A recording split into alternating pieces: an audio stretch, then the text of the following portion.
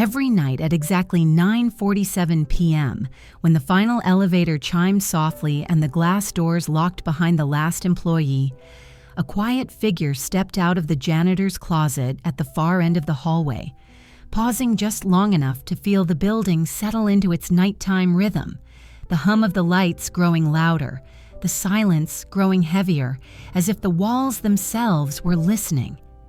During the day, the building was confident, full of motion and purpose. People walked quickly, talked quickly, carried laptops and coffee cups in the belief that they were always on their way to something important. But at night, all of that disappeared, and what remained was honesty. The kind that only shows up when no one thinks they are being watched. She held a mop in one hand and a small, worn notebook in the other, its pages softened by years of use, and to everyone else she was just the cleaner, the woman in the faded blue uniform who moved slowly between desks and conference rooms, wiping fingerprints from glass walls, emptying trash bins filled with half-finished coffee cups, straightening chairs no one remembered pushing back. Most people never noticed her. Some offered a quick nod without looking at her face. Others walked straight past with their eyes locked on their phones, conversations trailing behind them, and a few, usually the younger ones, laughed softly when they thought she couldn't hear. Not cruel laughter, not openly mocking, just careless. The kind of laughter that comes from assuming the person holding the mop does not matter. She heard it anyway. She always did. But she never reacted. Never complained to management, never corrected anyone, never explained who she was or why she was there or what she understood far better than they ever would. She simply kept cleaning, night after night, floor after floor, hallway after hallway. Her name was Margaret Hale, though no one ever asked. She had worked the night shift in that building for 12 years. 12 full years of arriving after everyone else had gone home and leaving just before the city fully woke up. 12 years of watching people arrive full of ambition and plans and confidence that had not yet been tested by time. Margaret learned things without trying.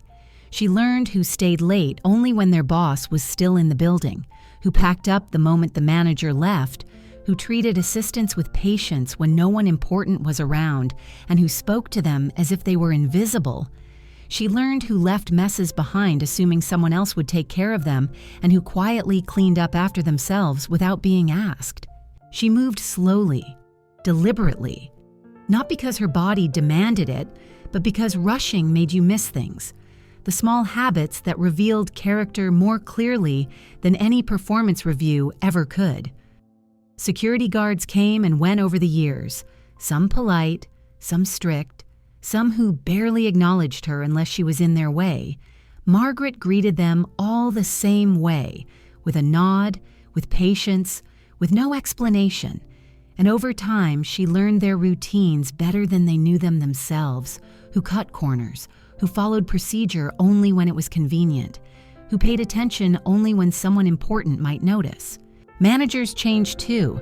Interns arrived nervous and eager, then slowly grew confident, then sometimes careless. Promotions were celebrated loudly.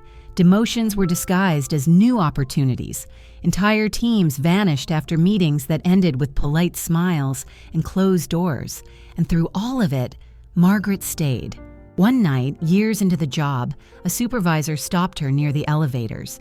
It was late, and the building was nearly empty. He glanced at his watch and smiled, surprised to see her still there, and said, "You've been here a long time. Ever think about doing something better?" Margaret rested her hands on the mop handle, looked at him for a moment longer than most people expected, and said quietly, "I already am." He laughed, assuming it was a joke, and walked away, the elevator doors closing before she could say anything else, and she didn't correct him. Margaret had learned something long before she ever put on the uniform. People rarely listened to answers they didn't expect. What no one in that building knew, what no one had ever bothered to ask, was that Margaret had not taken the job because she had run out of options. She took it because she wanted to disappear. Years earlier, long before the faded uniform and the quiet night shifts, Margaret had lived a very different life. She had been the kind of woman people listened to, not because she was loud or demanded attention, but because, when she spoke, rooms became quieter. She had co-founded the company in its earliest days, back when it occupied only a single rented floor and a handful of mismatched desks, back when ideas mattered more than titles and everyone knew everyone else's name. Margaret helped choose the location of the building. She sat in meetings where blueprints were spread across long tables, argued for light and open space and transparency, believing that the physical structure of a place could shape the kind of people it attracted.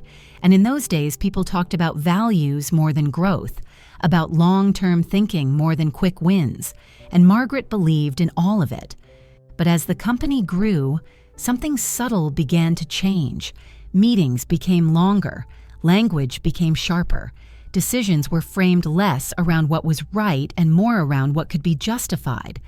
Conversations moved behind closed doors. Respect slowly became conditional, and Margaret noticed all of it. Then came the betrayal, not loud, not dramatic, but wrapped in paperwork and carefully worded emails and polite conversations that felt hollow.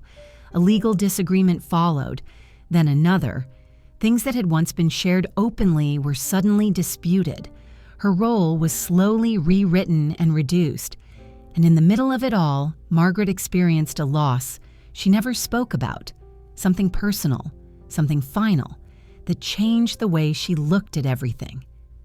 When the legal battle became public, Margaret stepped back. She didn't fight to stay visible, didn't argue to protect her position. She sold her shares quietly and walked away from meetings and headlines and rooms where her presence now felt like a negotiation. But she kept one thing: the building. At the time, no one thought much of it. It seemed symbolic, almost sentimental, and Margaret never corrected that assumption. Years passed. The company grew larger, more people, more departments, more distance between decision-makers and consequences. Margaret watched from afar for a while. Then one evening she returned, not as a consultant, not as an advisor, but wearing a uniform no one looked twice at. She chose the night shift on purpose, because at night people stopped performing, stopped pretending. Habits showed themselves. Character showed itself. Margaret did not come back to test anyone or to seek revenge. She came back to understand something she had never fully understood before: who people became when they believed the woman in the room had no power at all. The uniform gave her invisibility, and invisibility, she discovered, was honest. People spoke freely around her, complained, joked, dismissed, treated her the way they treated anyone they believed did not matter. And Margaret listened, watched, learned, confirming something she had long suspected. Money changes how people look at you. Power changes how carefully they speak. But remove both, and what remains is the truth. The moment everything began to change did not arrive with shouting or confrontation. It arrived quietly with an email on a Tuesday afternoon that looked ordinary in every possible way. A routine internal memo was sent out from the compliance department. At first, no one paid much attention. Messages like that appeared all the time until people reached the final paragraph and paused. The email announced an upcoming internal audit. Not unusual, except for one line. The audit had not been scheduled. It had been triggered by reports submitted by an internal observer documenting irregularities in maintenance contracts, security procedures, and staff behavior after hours. Whispers spread quickly. Questions moved through private chats and quiet hallway conversations. Managers stayed late, executives kept their lights on, and Margaret noticed immediately. The building felt different that night. Alert. People walked more carefully, voices lowered, doors closed more often. Margaret moved through the hallways cleaning as she always had, saying nothing, listening, hearing fragments of conversations never meant for her ears.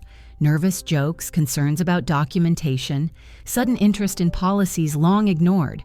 Over the next few days, follow-up messages appeared, schedules adjusted, meetings added, then moved behind closed doors.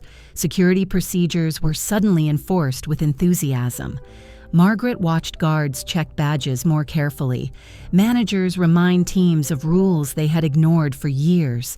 She cleaned conference rooms that smelled faintly of stress and stale coffee, wiped whiteboards covered in half-erased notes, and no one noticed her. The audit was scheduled for Friday morning. Everyone required to attend a briefing in the main conference room, even the night staff. On Friday, the building filled early. Executives arrived serious. Managers avoided eye contact. Assistants whispered near the coffee machines. Margaret arrived on time, as always, wearing the same uniform, hair pulled back neatly, expression calm. She stood near the back wall with her mop beside her. The auditors entered without ceremony, calm expressions, clipboards in hand. One of them scanned the room slowly, eyes moving from tailored suits to folded arms to nervous postures. Then his gaze stopped on Margaret, and he smiled, a genuine smile, and said, "Good morning, Miss Hale." The room froze. Someone laughed nervously, as if hoping it was a mistake. Margaret met the auditor's eyes calmly, and for the first time in 12 years, the building noticed her. Margaret stepped forward, not dramatically, not with intent to command attention, just one step, and said quietly that she never intended for this to become public. She was only observing. Her voice did not shake. She explained without anger how she had helped build the company, how she had stepped away quietly, how she still owned the building. She did not accuse anyone or threaten consequences.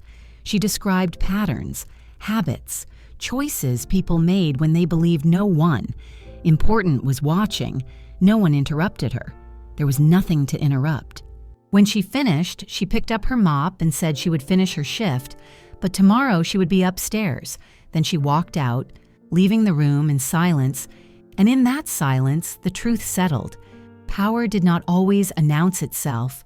Sometimes it cleaned quietly and waited. Margaret did not fire anyone that day. There were no dramatic announcements. The rest of Friday passed quietly. People returned to their desks, unsure of what they were supposed to feel, relieved, nervous, embarrassed. That night, Margaret finished her shift as always, but something felt different. Not in the building, in the people. On Monday morning, she arrived upstairs. No announcement, no introduction, the same woman, no mop in her hands this time. Conversation stopped. Eyes followed her. Margaret did not acknowledge the attention. She listened. Over the next weeks, small things changed. People said thank you. Desks were left cleaner.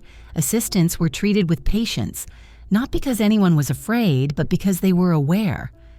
Margaret made no speeches about values, posted no slogans. She simply paid attention. Issues were handled quietly.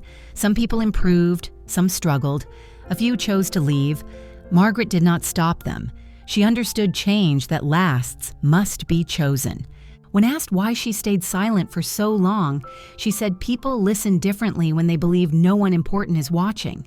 Silence was not weakness, it was perspective. By the time people realized who she was, they had already shown her exactly who they were, and the building became quieter, more deliberate, not perfect, but more honest, and that was enough. If this story made you pause, if it reminded you of someone who goes unnoticed every day, ask yourself one simple question. Who are you when you believe no one important is looking? Because sometimes the quietest people are watching the most closely.